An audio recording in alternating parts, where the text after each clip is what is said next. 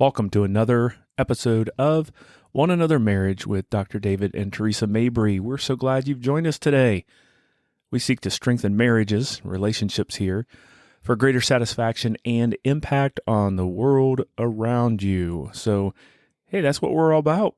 And, welcome, Theresa Mabry. Glad you're here. Thank you. Hi, everyone. How are we today? Hopefully we've had a good weekend and a good start to your week. Do you know that when you ask the question, how are you today, they cannot answer you? Yes, I do realize this. Maybe. It is true. I don't. But what am I supposed to do? Not talk to the peeps out there at all and ask questions? Question. That's a great question. So what kind of greeting should it be? It's, hey, how are you? Hi, everyone. How are you? It's like, no, you ask a question they cannot answer. So maybe you're doing what, just tell them how they're doing. You're doing great, folks. You have had such a fabulous weekend and a good start to your week. That's right. You're just ready to go. And if you're listening to this at the end of the week, you had a great week. Yeah. And you missed a Tuesday lunch. And you missed it. We're glad That's okay, though. We're glad you're here. Yeah. Catch us at any time. Oh, yeah. We're okay with that. In fact, some of you are listening to this a month after we put it out, which we have evidence of that because we have some folks that are still accessing. I mean, this is 19 or 20. So it's like some people are still accessing number one, right? Which is great. We're so glad. Yeah. Welcome. That people are being exposed to and being introduced to. And you know why this is happening too a lot? There's a lot of one another couples out there, regular listeners are hitting that share button right away. They're kind of like, and so thank you, folks. We really appreciate it. You are partners with us. Right. You are partnering in impacting marriages, strengthening marriages. So thanks for doing that. Thank you so much. Well, hey, we are in the middle of August. Can you believe that? Holy cow. Yeah, I know. Middle of August. Right? Summer is almost technically over, but man, it's still here, so that's good. There's still time. Over a month left, right? Yeah, there's still time, but middle of August. Can you believe? Wow. School is starting for many people. Yes, it started for us at Berkeley College. Put your hand on your heart. Yeah, it started for us yesterday, and we were so excited to have another session of grad school and have folks come through. And so they aren't technically a sponsor, but because I'm the dean of the grad school, they get props. They get mentions. They get mentions. Hey, if you're looking for a great online education for either a graduate or undergraduate degree, look up Berkeley College, Barclay College. Yes. And once again, they are not a sponsor, nor do we have any sponsors for this podcast. No, One Another Marriage. That's just us. That's the sponsor. That's it. That's right. Hey, everybody. So should we get into what we're talking about today? So on the episode today, we're actually going to be going over what we call our conversation starters, where basically we have a set of cards on different topics, and they're all related to marriage and relationships. And so what we're going to be doing is David has a stack, I have a stack, and we're actually going to be just randomly choosing different questions, statements that we will give to each other. And it's just a way to spur on better conversation between you and your spouse. It's game time with David and Theresa. Kind of game time. Well, game time meaning that what we're going to do is we'll mention there are subjects and topics. Yes, right. And we have several questions under each topic. Right. And so you're going to mention the topic. Each card has like 4 or 5 questions on it. So so you're going to mention a topic, and I have to find the cards, because there are several cards, with the topic you mentioned, and then I ask you that question. Correct. And then I take a turn with it. Yep. And in so doing, all of you out there are going to get these amazing talking points, these conversation starters that you can apply within your relationship. And that's the whole idea. This will help strengthen your relationship because it'll build intimacy by chatting about things. And you may hear some questions today that you've already gone over in your Sure, relationship. absolutely. But let it spur on other conversation. If you're listening together as a couple, and some of you out there we know listen as a couple, and if you do, hit pause for each question as we process it and maybe discuss it. It may take you a long time to listen to the podcast today because you're stopping it every so often for questions, but that's a way to play along. Now, if you're listening individually, like many of you are doing, Right. tuck these away in the description notes. You're going to see these questions pop up. We're putting them there, and you can refer back to them. Right. And let's give a shout out real fast to Stephen and Laura, who recently just shared with us that they listened as they were traveling to out of state to go visit family, and that it was a great time to listen together. And it spurred on some really great discussion of sharing some different memories and things of other trips. And so thank you, Stephen and Laura, for posting that comment on our Facebook page, actually, highlighting the podcast, one of the podcasts that we had shared. Stephen and Laura, you are the one another couple of the week. We don't even have that yet. And we don't. How about this? They can be the first. They can be the first. There you go. Good job, Stephen and Laura. Congratulations. One another couple of the week because you listened to the podcast as you traveled. Nice. Very good. So anyway, that is our episode today. Now, something a little bit different that we're not going to do is we're not going to have a puzzle today because we are diving into these conversation starters, because the whole idea of the puzzle is to give a little snapshot into your brain for your partner to see into your brain and just kind of like give you that information that's random at times and different things, and it's just to kind of like bond or share at a deeper level, which is what we hope the conversation starter cards will do. Well, and these could include some puzzles, right? There may be something in here that kind of reflects and sounds like a puzzle. Right. So, yeah. So here we go. I'm giving you a category first. You're right? giving me a category first. I'm going to spring a category, okay, and I already have it selected here. Okay. I would like for you to ask a question out of the partner behavior.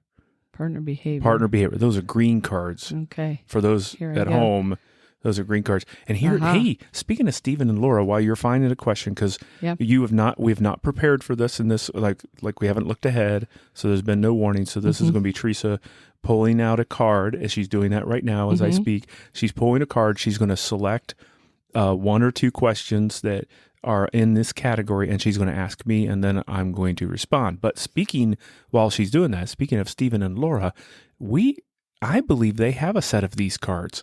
Yes, they do. So Stephen and Laura, you can follow along on your own cards, and you may even have had walk through these yourself. So, partner behavior.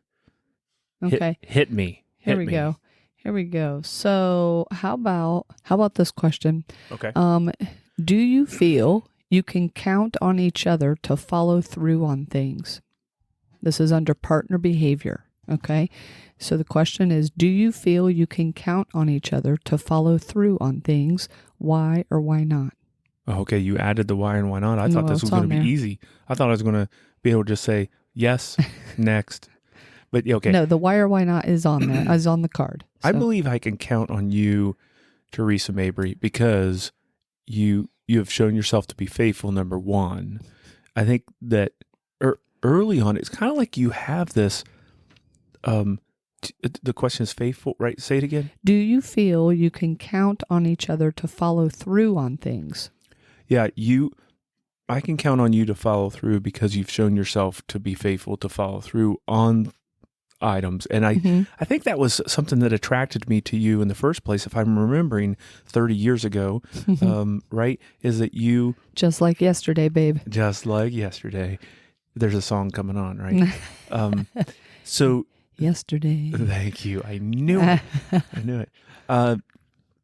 Okay, so when we were dating, I remember, well, it started simple things like you said you would be somewhere, you would be there. Yeah. You're never late. You've never been a person that that I would say, hey, we're leaving at 7, and you would like show up at 7:15 because you're putting your makeup on, or you're still getting dressed, or you're fretting over which outfit to pick up. I think You said, hey, if you're ready at 7, you're going to be there.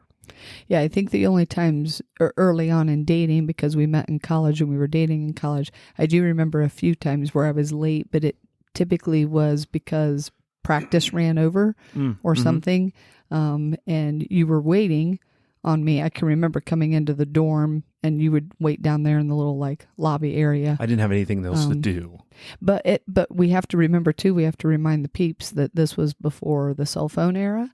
Yep. So there was no way to communicate outside of visually seeing each other and verbally being, and so like you were just kind of like, you just had to hang out for a little while.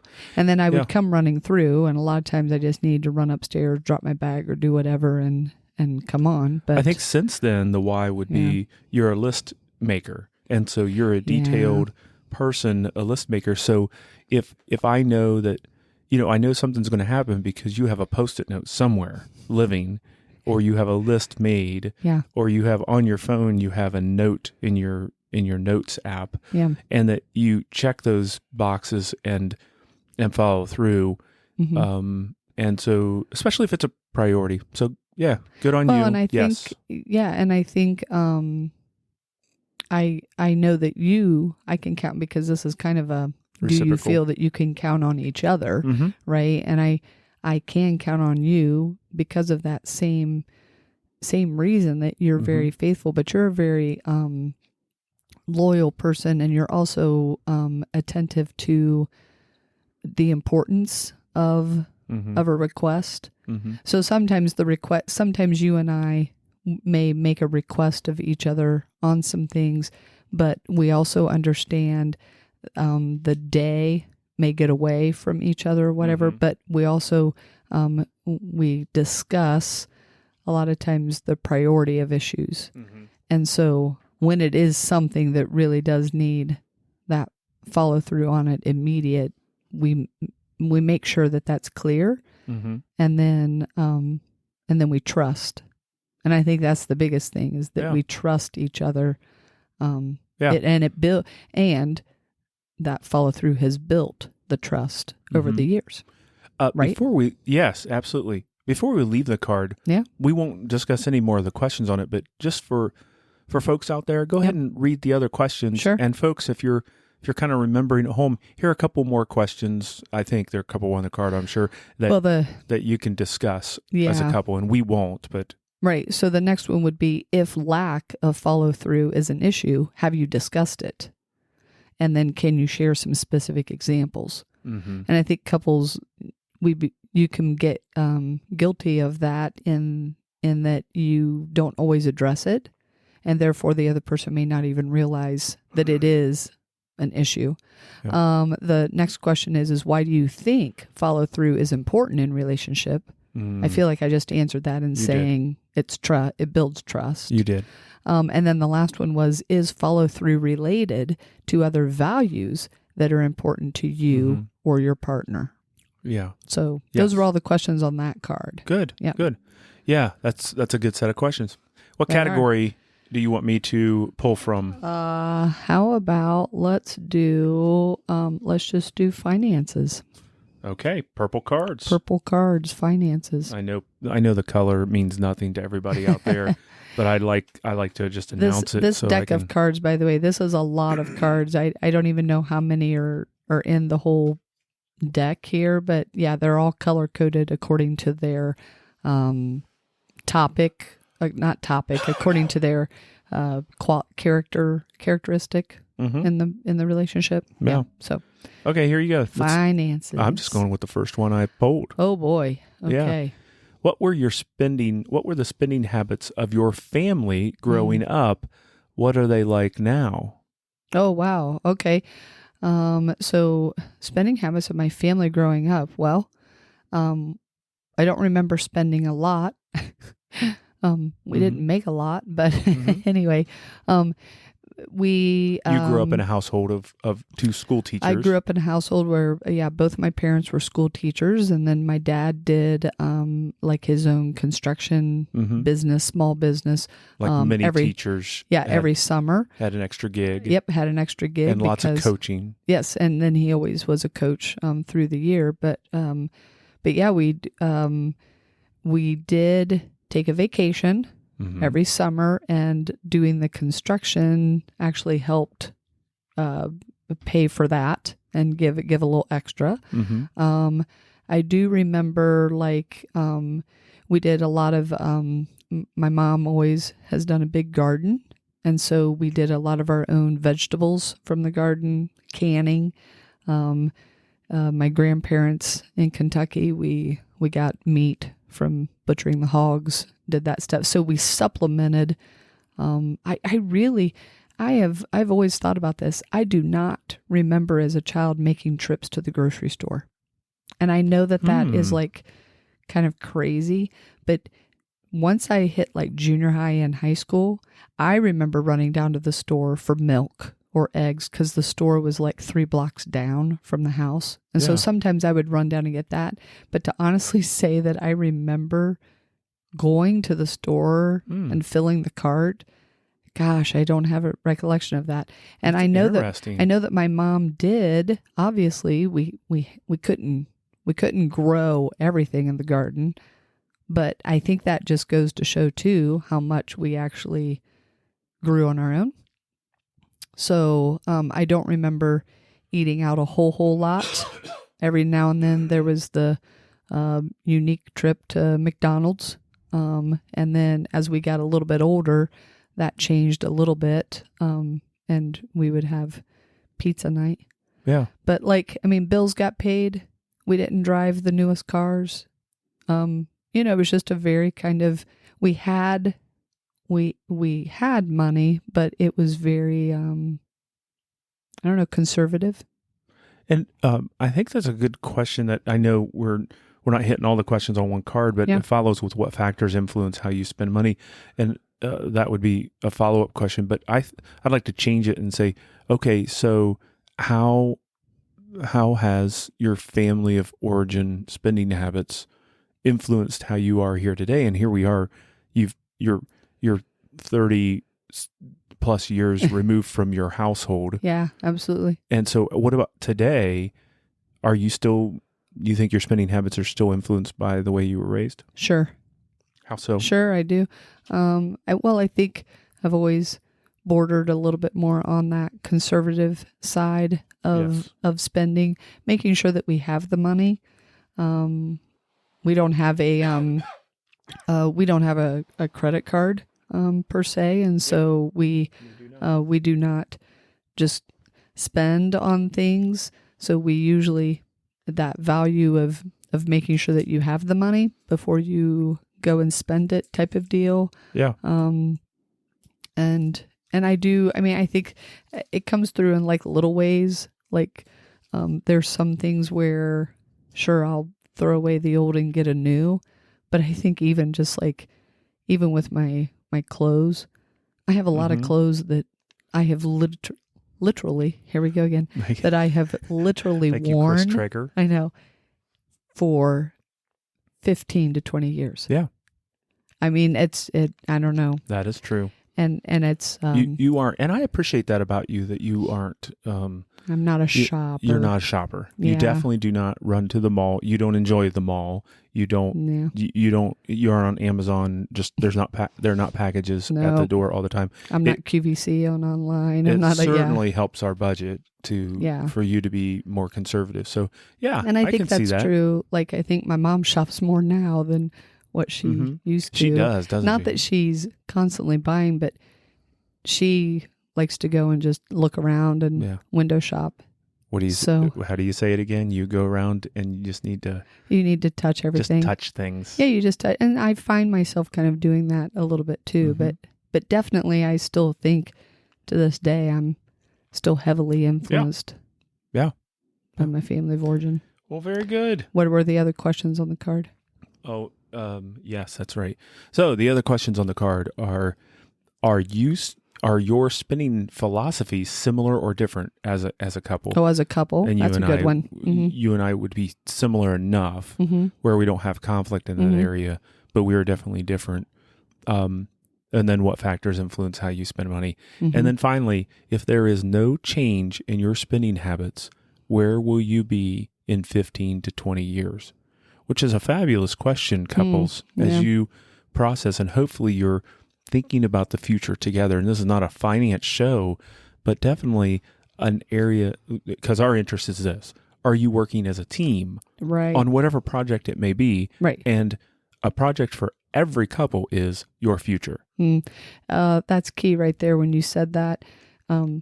I feel that that's also an influence for my family of origin. My parents were a team on finances. Now, I do remember that. Yeah. It wasn't just one doing it, but there was always team approach to everything, discussion, follow through, like whatever it was. And I do feel that has influenced me as well, and that you and I share that aspect, and I feel like that's an influence we've given for our children. It wasn't the domain of one or Absolutely. the other. Yes. So I appreciate that's good. I appreciate you saying that at the end, because that did kind of like the light bulb went on. Like, yeah, absolutely. So yeah, and folks, it's so important that you have this partnership in your finances. Right. That you have. You don't have to be identical, but you both bring something to the table. Like we like to say to couples, the coins are round and flat. Some of you like the coin to roll, and some of you like it to lay on the table. That's so right. you need to, if you're one of each, you got to blend how that works together. Thank you, Dave Ramsey. Thank you. That's right. Okay, category that I'm assigning to you is sex and affection. Whoa. I know. I was so excited about springing this one on you. But was it really going to be a shock? People out there, no. Let me just let you know. I'm noticing on that. too. I was actually anticipating that I was going to be receiving this topic. Yeah, I know. Did you notice that some of these cards on the front, we're discovering here live, we're not live, you're listening to later, but that some of these have premarital on them. So on the front, I didn't know that. Honey, yeah, they've been in... They've been in there the whole time. I just snorted in the microphone. You did. Oh, there's a married sex and affection Yes, there one. are married ones. Correct. There are married ones and there are premarital ones. I'm just excited to see how you... I'm going to make sure I'm getting a married one. You edit this for a general audience, a podcast, because we know that, folks, I know you have children around. Some of you have your children around when you're listening to this, and you need to make sure, Theresa, to tell them to put their headphones on or put their earbuds in. We should be okay, right? Yeah, we should be okay. Yeah. All right. How about this? There are so many good ones in this topic. There's so many good ones. I'm excited. Goodness, it is hard to choose. Well, how about this one? This one's a key one that we talk about with or that we hear from couples, I think, on a regular basis as well. But okay. All right. Are you satisfied with the level of affection in your relationship? Why or why not? Are you satisfied with the level of affection in your relationship? Why or why not? That is an excellent question and needs to be revisited on a regular basis. Yes. With couples. And this is not a one and done type of question. You can't do that for like 30 years. Say, well, we talked about it. Yeah, so I'll answer and then let's come back around to it. I will say this. I'm gonna answer it currently. Sure. Because this will make sense, and I think a lot of people will relate to this. You and I, for the last almost full 2 weeks, have been carrying head colds. Yes, and hopefully you may still hear it in our voices a little bit. Yeah, clearing our throats, coughing. I have my voice back, but I had no voice like all last week. Yeah, so I would say the answer to this, like in this moment today, is no. It's driving me crazy that you and I have been trying to be so disciplined with, and I'm talking, folks, no smooches at all. No We've barely kisses. hugged. We've barely hugged. If we kiss, what it is it's like putting our cheeks together with no lips involved, just kind of Right. put our cheeks together and be Right. like, okay, good night. We've actually, full disclosure, my friends, this is getting real right here. We've actually been sleeping in separate beds We have for a week and a almost half. a week. Yeah. And it's all about, and I know, here's the thing, I don't mind full disclosure here because Right. I think a lot of you out there know that that's real life for a married couple. Sometimes Absolutely. you've got to be like, hey, you're sick, I'm sick. We need to just not share space. Right. Now, a lot of mine is I have like these coughing fits at night and Yep. have a difficult time sleeping. And I have to get up early. Yep, that's So- it. So my answer for our level of affection, I'm really ready for us not to be sick so that we can return, because I'm more of a physical touch Yeah. guy. Yeah. I really Well, like and that. I am. And we I've- talk about the levels of affection and intimacy with one another when it comes to physical connection, and that is, those touch of presence, comfort, and then physical intimacy, sexual intimacy. And so for us, I mean, the faucet's been completely turned off.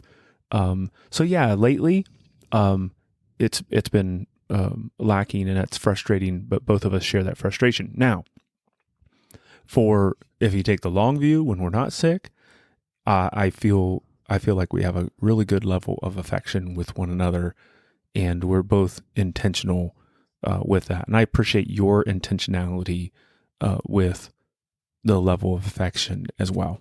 Okay. Good. The other questions on the card. Hit them. Do you know how your partner prefers to give and receive affection? Mm-hmm.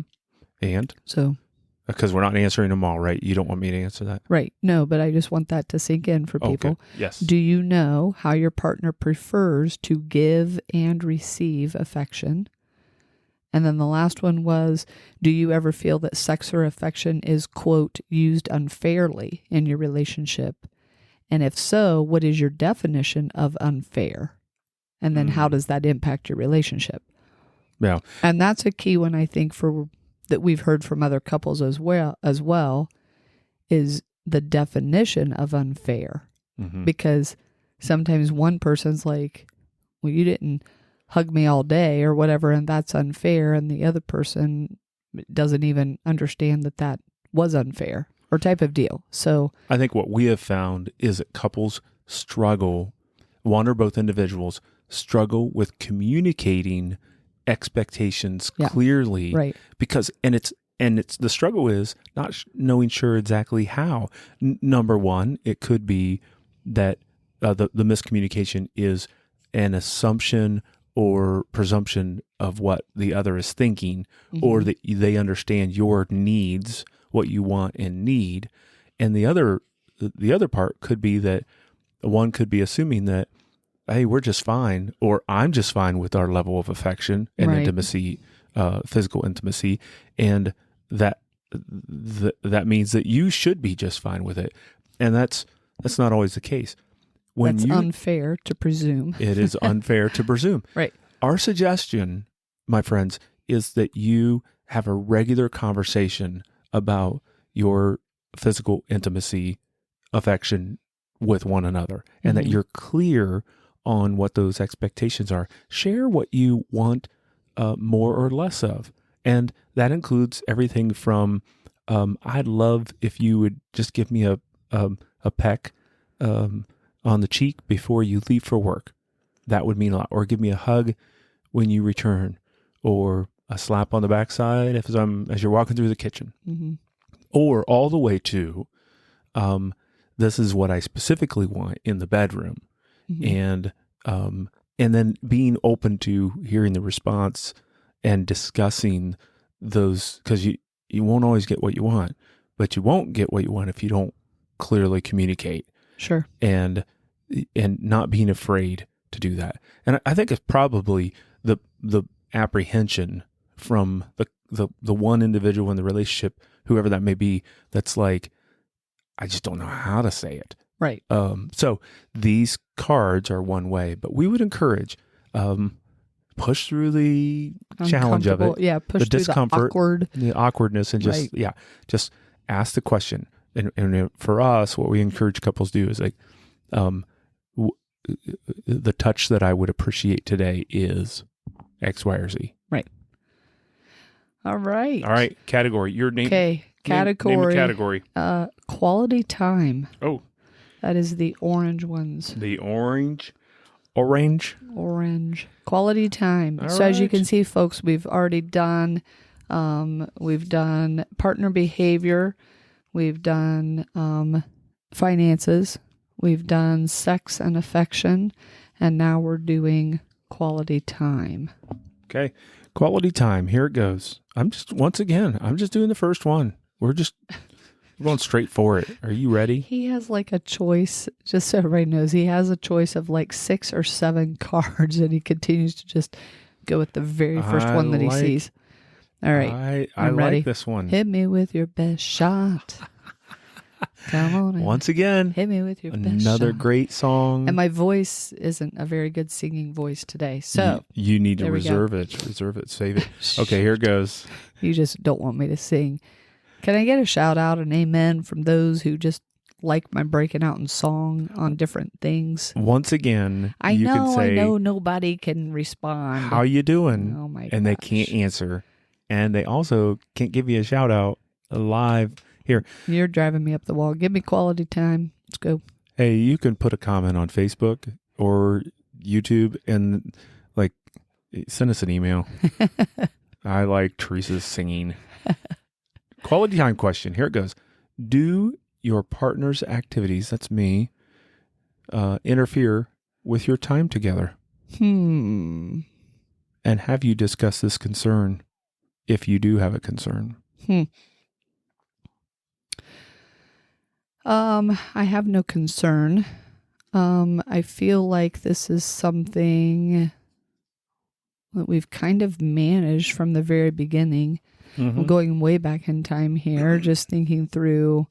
I can remember early on, especially once Alex was born, that there were times you weren't a huge golfer per se, but that was an activity that you participated in a lot more early on in our marriage. It's pretty time consuming. It was time consuming, but it was something that you would take teens out and do, or you would go with other guys. You built like relationships around it. But I do remember the conscious effort to not go play golf. And by the way, I took teens out because I was doing youth ministry, and we just want to make sure everyone out there knows that I just didn't grab random teens out there. But just so everyone knows, I did youth ministry early in that ministry. I grabbed children and took them out to the golf course. You were like the Pied Piper going through town. Let's play golf, kids. Man. So thank you for allowing me to. My voice go. I know. All right. So, but I do remember specifically conscious effort not to do that, especially after Alex came along, and then Taylor was, soon after as well, just due to time consumption with that. So I did appreciate that.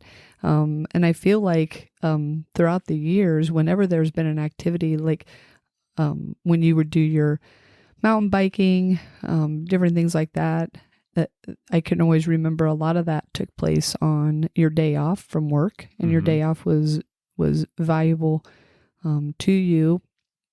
And it was also, I saw that as it was a need. You needed to have that time away, and you were always very good about spending more quality time throughout the week and other areas.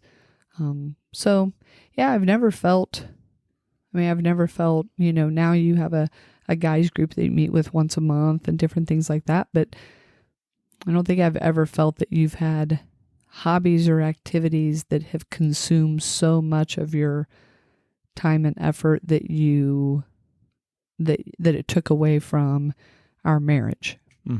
So that has not been an issue for you. Yeah.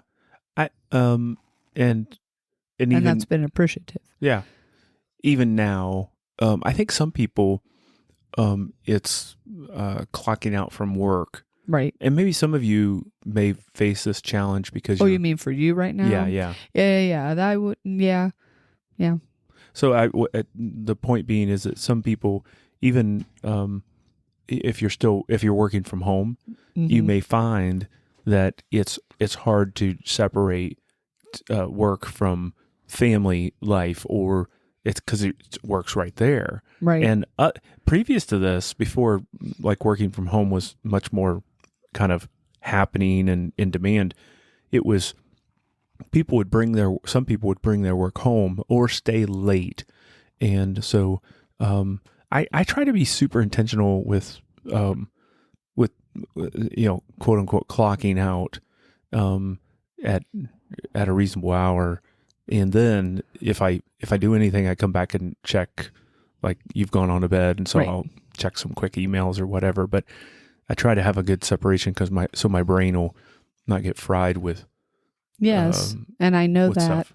And I try to help with that sometimes too, to just say, hey, like, Mm-hmm. you need to go, especially if I've come home, and you've kind of stayed in the cave a little bit. And I'm like, hey, take a breather here. Yeah, it's difficult for me because I'll just get going, and I have to be super intentional to take little, even 5-minute breaks. But but yeah, quality time. So the other questions on here, just do your partner's activities interfere with your time together? Have you discussed your concerns with your partner? How has your partner responded? Do you feel a need to spend more time together than you are presently spending? Great question. And then how can you both contribute to resolving this issue? Once again, teamwork together and discussing and being open and honest about those challenges. And so, hey, even with hobbies, hey, my friends, if you or your partner are like so sucked into social media that you're neglecting your partner and family, that's a good one. Yeah. then you need to turn it off, put it away. If you're a news buff, if you're like a news nerd and you just can't turn off the news, you have to have that balance so your family can have you, so your spouse can have you as well. Right. You have to have the balance with the social media, but also you have to be open to hearing from the other person. And the other person, if you're making a specific request, then be specific, asking for what you need or want, right? In the relationship, that's your healthy assertiveness. So, but giving also a rule or a guideline or something else to say, hey, this is the request, and then it wouldn't be like forever, but it's have a specific boundary or request that you're asking. Yeah. Okay. Next category is partner behavior. Partner behavior. You didn't do that, right?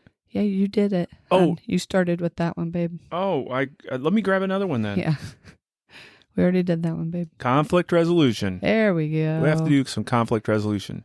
Thanks for reminding me, man. How could I forget in such a short time? I don't know. Hold on, I gotta find it here. And we're going to try to fit 2 more in. I'm going to give you. Did I start this or did you start this? You gave it to me first. Oh, so you have to end. So this is your last one that I'm asking you to do. Why can I not find my conflict resolution? There they are. The black there cards. Got them.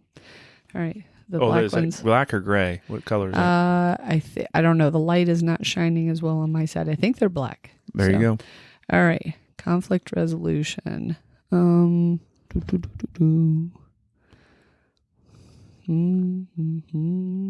may be thinking out there, like, where can I get questions like this? Well, listen to us more. That's the one. That's one answer. We actually partner with an organization called Prepare Enrich, and these are some cards that we grabbed from them. We used a Prepare Enrich assessment with every couple that we coach, right? And they offer some tools through that organization to help couples as well. So we grab a hold of those. Right. And speaking of which, if you need a couples coach, feel free to reach out to us, and you can connect with us at info@oneanothermarriage.org, or we encourage you to find a pro-marriage coach or a counselor in your area to meet with. Okay. All right, here we go. Ready? Yep. Go for Conflict it. resolution. How was conflict handled in your family growing up? Wow. Does this have an effect on how you handle it today? Yes. The answer is yes. And here is why. So growing up, I grew up in a pretty challenging, dysfunctional household. My parents didn't have a fabulous marriage. It struggled in a lot of ways. And what I remember growing up is there were some peaceful times, but much of the time was not peaceful. And there was a lot of fighting, unhealthy conflict resolution going on, shouting and yelling and whatnot. So for me, my answer is yes, that influenced me because I was bound and determined to do things differently. Mm-hmm. And I would say that our marriage today is different, and we handle things at least from my standpoint, handle it from a peaceful or a healthy conflict resolution standpoint because of what I grew up with in my household. And so, yeah, that greatly influenced. I said, I knew as a teenager, I remember saying to myself, I do not want this same kind of thing in my marriage, in the future. And I think you and I discussed that early on. I was very honest about my household, Right. And family of origin. And, I want to do things. So I was real hungry too, to discover and learn, because I did not learn it from my parents on how to get along well. Right. And so I was hungry to find other role models and to learn other positive ways of building relationships. So that really shaped thing. And the last thing that I'd mention is that I was greatly influenced by a decision in my faith. So my faith greatly impacted a transition that happened in my life as a late teenager, and to become a Christ follower really made an impact and kind of transformed. I would say and the way I'd say it is it transformed my heart to be different in my relationships going forward. Right. So good. Yeah. The other questions on the card are: how do you feel about conflict, and does this differ from your partner's view of conflict? Mm-hmm. And I think, as we have talked about before on different things, conflict is inevitable. It's correct? Inevitable. And it's the simplest form is just a disagreeing of opinion over something. So conflict will happen. You cannot stop it from happening. There's going to be some type of conflict, but how do you feel about it? A lot of people would say, I don't like it.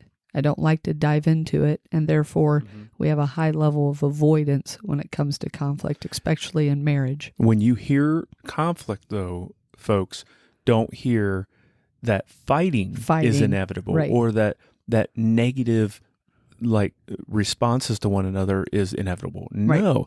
Do not hear that. Hear that conflict means, as Theresa said, a difference of an opinion, difference of view, difference in approaching it, and it's how it is handled. You can walk through those differences in a more positive way than you can in a negative way, and it really, you can work as a team going forward. So right. And then quickly, the other questions: how do you feel about yourself and your relationship when you avoid a conflict? And then what could you both do to resolve the conflict rather than avoid it? Yeah, that's good. That's good. Those are all good. I think we have time for one quick one. Give me a topic. For one more. Well, let's do communication then. Communication. We'll end on communication and conflict resolution. Nice. Those are the basics. The blue cards. The blue phone. That's an old commercial, right? That is. Yep. All right. Good job. Theresa, here's your question. Here we go. I'm just picking the first one. Okay. Well, I would expect nothing less since you've done that on every card so far. I know that may not be a good one, though. This one's good. Oh, sure. So communication. Oh, here's a good one for Theresa Mabry. Here we go. How do you share your feelings with your partner? And we're out of time. Look at that, folks. All right, we got to get going. Okay. What? Say it again. How do you share your feelings with your partner? Sometimes very loudly. Yeah. How do you share your feelings with your partner? I mean, I think very honestly. Mm-hmm. Not always. Sometimes I have to consider, is it the right time to share my feelings, especially if they're going to be like a strong feeling. Mm-hmm. If I have a strong feeling about something, I need to determine whether it's the best time to share it or whether it needs to kind of sit on the back burner for a little bit. And so, because feelings are attached with our emotions, right? And depending upon what the subject matter is, it could be driven by a lot of emotion.